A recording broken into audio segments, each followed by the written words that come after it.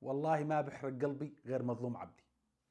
اللي سماك مظلوم انصفك يا حرام. راح يفاوض على شرق الفرات 3 محافظات. هو على الطريق ما معه خط سيرياتيل او MTN. وصل على احمد الشرع، قال له الرئيس السوري اقعد. قال له وين تقعد؟ جاي افاوض. قال له اقعد خلينا نشوف شغلوا له التلفزيون. وقت التلفزيون سياسة الرئيس. قال له شغلوا له فرجوه. قال له بدنا نفاوض. قال له بدك تفاوض؟ تعال تفرج فيلم هندي. راحت الدير وراحت الرقة وراحت الحسكة والقامشلي.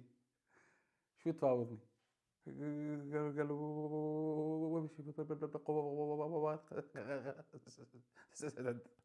قال له لا قسد ولا الأسد ولا حسد. اقعد خلني احطك مختار الشدادي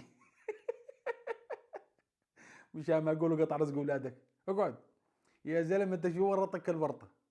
شو اللي حطك بالمطرح؟ لبسوك عبايه وجنرال. ترى جماعتنا اولاد حرام. العرب اللي غاد لبسوه عبايه صدق حاله. لد علي. لا انت لا انت جنرال ولا انت والله ما فيك شيء مضبوط غير اسمك مظلوم. حطوك قائد لقوات سوريا الديمقراطيه ولا لك علاقه. حطوك جنرال بتشبه كل شيء الا الجنرالات. حطوك تفاوض طار ل3 محافظات. وقال رحمه الزلمه اني مكان احمد الشرع والله ما بطلع من الشام. خليه يا زلمه حطه وين ما كان بربك. حطه بوزاره الاتصالات ترى بزبط. مكتبي هو شكله مكتبي بتحسه. حرام جنرال مظلوم عبدي.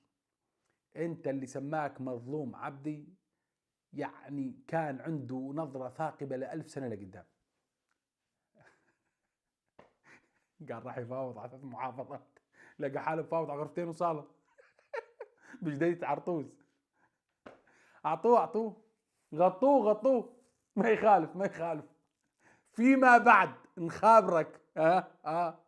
ها صحيح. سلام.